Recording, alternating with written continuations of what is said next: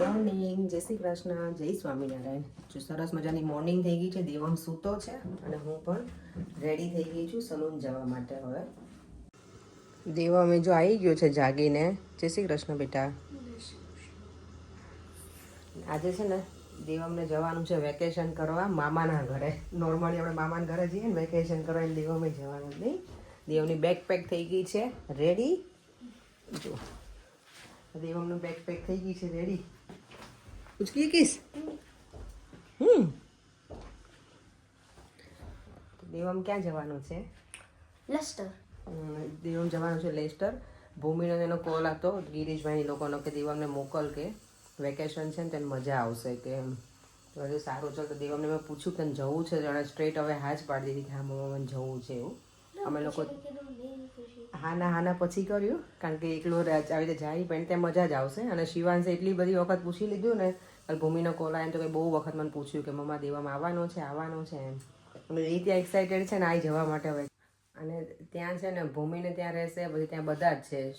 શિવાંશ, આદિ, કાહાન, પછી મારી ફ્રેન્ડ નિરાલી છે, એની છોકરા બધા મળવાના છે પાછા રાજુભાઈના ઘરે. એટલે એને ઓર મજા આવશે દેવમને. તો જલસા છે વેકેશનમાં.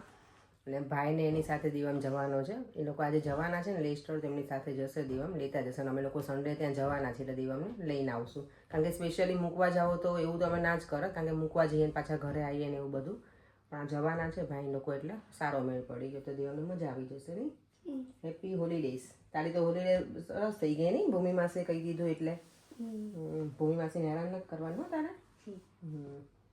હે અમે ગિરીશભાઈ મામા રાખ્યા છે અને ભૂમિને માસી રાખી છે. એવું કરી નહીં દેવો. ચાલો તો હવે હું સલૂન ઉપર જવા નીકળી જાઉં. થોડી વાર પછી મળી હવે સલૂન ઉપર જ ડાયરેક્ટ. આજનું વેધર એટલું સરસ છે ને. ગઈકાલે અમે છે ને અહીંયા ગયા હતા ને ચેઝિંગટન, તો ત્યાં આખો દિવસ વરસાદ ઝરમર ચાલુ બંધ હતું. અને આજે જો સલૂન ઉપર જવાનું છે ફૂલ તડકો નીકળ્યો છે એટલે વેધર આઈ નો બેટા, બધાને એવું જ હતું. કારણ કે કપડાં ભીના થઈ ગયા હતા અને બધા રાત્રે તો મને ઠંડી ચડી હતી બરાબર ઘરે આવ્યા ને ત્યારે તો. ચાલો તો હવે નીકળીએ સલૂન ઉપર જવા પર. ચાલો જઈએ.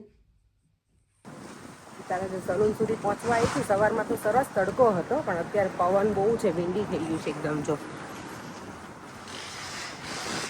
પવનનો અવાજ આવે છે મને પાછી ધકેલે પવન. આજે એટલું બધું વિંડી છે ને, આખો દિવસ સલૂનથી બહાર જ નથી નીકળી.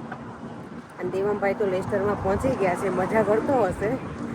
એને તો બહુ મજા આવશે, કારણ કે બધા છોકરાઓ છે ને એટલે એને બહુ ગમે. અહીંયા શું છે, મારો આખું ગ્રુપ છે ને બધાને ગર્લ્સ છે. તો ઘણી વખત એવું કહે મને કે મમ્મા કે કોઈ બોયઝ અહીંયા, પણ અહીંયા કોઈ નથી. મારે લેસ્ટરમાં બધા બોયઝ છે એટલે એને બહુ મજા આવે છે. નિરાલીની છોકરીઓ છે બંને, પણ પછી શું છોકરાઈ છે એટલે એને વધારે મજા આવે. નિરાલી આજ મને ફોન કરીને કહેતી હતી કે જો દેવામાં આવવાના હોય ને તો એને કહેજે, અહીંયા આવે તો હું લઈ આવીશ મારા ઘરે. મેં કીધું તમે લોકો ત્યાં જોઈ લેજો, આવે તો લઈ જશે ને. ત્યાં બધા જોડે રમશે. આજે રાજુભાઈના ઘરે જ છે એ બધા. એને તો મજા આવશે. કહાન હશે, શિવ અને આદિ અને ચારમીન યાસી ગયા છે. પણ છોકરી તો કેવું હવે મોટી થઈ ગઈ એટલે એનામાં પીસી હોય, છોકરાઓને એની રીતે રમવું હોય. દેવા મને કહ્યું કે મમ્મા હું ટેબ્લેટ લઈ જઈ શકું? મેં તો ના, એ નથી લઈ જવાનું, અત્યારે વેકેશન છે તો તમારે આઉટસાઇડ તો ઘરે જઈશ ને તો કોઈ નહીં લાગે ઘરમાં, ઘર ખાલી લાગશે એવું લાગે. એમ દેવમ જતો હોય ક્યાંક ને ક્યાંક, પણ હવે કેવું 4 દિવસ જેવું થઈ જશે. જોઈએ હવે એ કેવું રહી છે કે નહીં. મેં ભૂમિને કીધું છે કે એવું લાગે તો પછી કહેજે. ના રહેતો હોય કે એવું, આમ તો નહીં એવું કરે કશું, છોકરાઓ છે એટલે. પણ તો એવું લાગે, કારણ કે ઘરે હું મૂકીને જાઉં પણ પરેન પાસે હોય એટલે.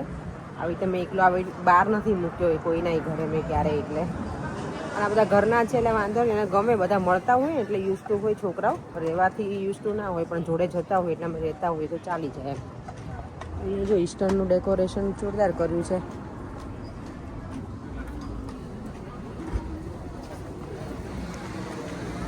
પિઝાનું શું કહેવાય, લોકોએ એડવર્ટાઇઝ કઈ રીતે કરી છે. કારની અંદર મૂકેલા છે ને કેટલા મોટા છે રેક્ટેંગલ પીસ.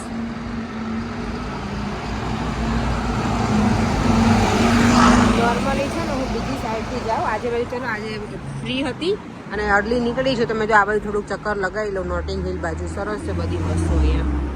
આ લોકો ઓલરેડી ક્લોઝ કરી નાખી છે ને શોપ, એટલે બધું આવી રીતે પડ્યું છે. જો લોક આવી રીતે કરીને જાય લોકો સાંકળથી.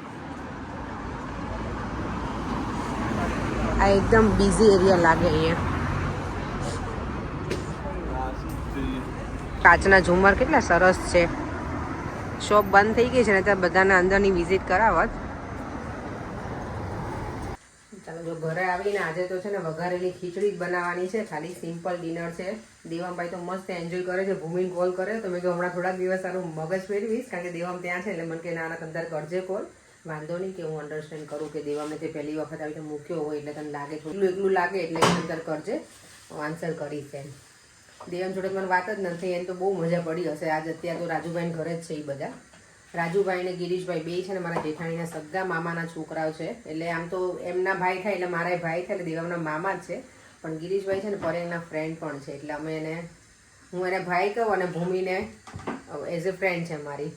એટલે દેવામને તો છે ને હવે ગિરીશ મામા થાય અને ભૂમિ માસી અમે એવું શક પણ રાખવાના છીએ.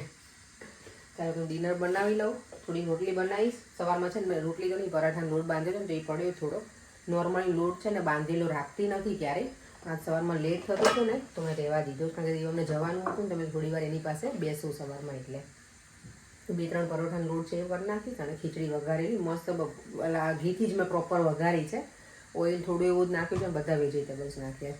ચાલો તો બનાવી જમીને ફ્રી થઈને પછી મારે છે ને સાડીની પ્લેટ કરાવવા જવાનું છે મારી ફ્રેન્ડના ઘરે. તો ત્યાં હવે જોઉં છું ફોરેનર આવે તો સારું લઈને જઈશ. એને કંટાળો નહીં આવતો હોય ને તો એટલે પછી જોઈએ શું કરીએ. જો ખીચડી બની ગઈ છે એકદમ સરસ મજાની રેડી ચટાકેદાર ઘીથી લચપત છે. ચાલો જો ખીચડી અને છાશ થઈ ગયું છે રેડી અને જોડે દહીં. અત્યારે 10 વાગી ગયા ને સગુણા ઘરે આવી ગઈ છું રાતના 10 વાગે. ફ્રી થઈને પછી આવી એટલે નહીં સગુણા. અને આજે છે ને સગુણા પરિવારવાળી સાડીની પ્લેટિંગ કરવાનું છે અને પાટલી પાડી આપવાની છે. તો વિડીયો તો આખો નહીં ઉતારી આજે અમે કારણ કે પછી ટાઈમ એમાં બહુ જતો રહેશે એટલે હા મેં મારા વિડીયોમાં આગળના યુટ્યુબના વિડીયોમાં મૂકેલું છે. કોઈ જોવું હોય ને તો જોજો. અધરવાઇઝ આજે અમે થોડું ફટાફટ તમને સ્પીડમાં બતાવી દઈશું. અને આ મારું બોલું છું લેપટોપ લઈને બેસી ગયો છે નહીં. સગુણા કે દેવામ તો મામા મહિનો કરવા ગયો છે. મેં તો તાને મારી ઘરે મોકલી દે હા હું તને તેડવા જાય છું. આવું છે તને મારે ઘરે ને બેટા?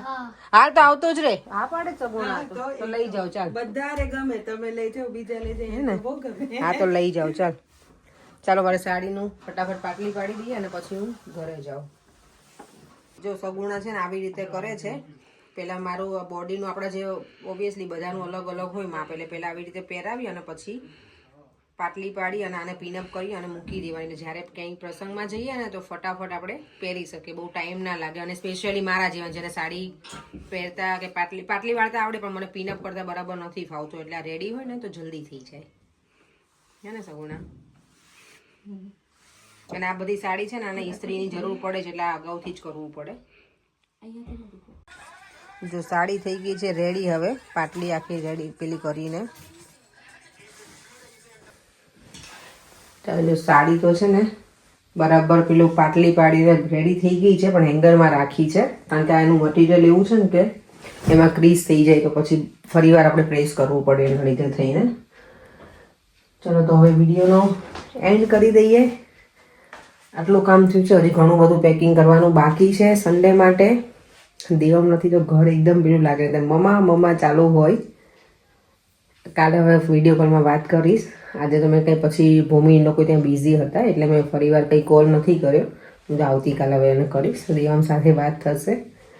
ચાલો હવે વિડીયોને એન્ડ કરી દઈએ.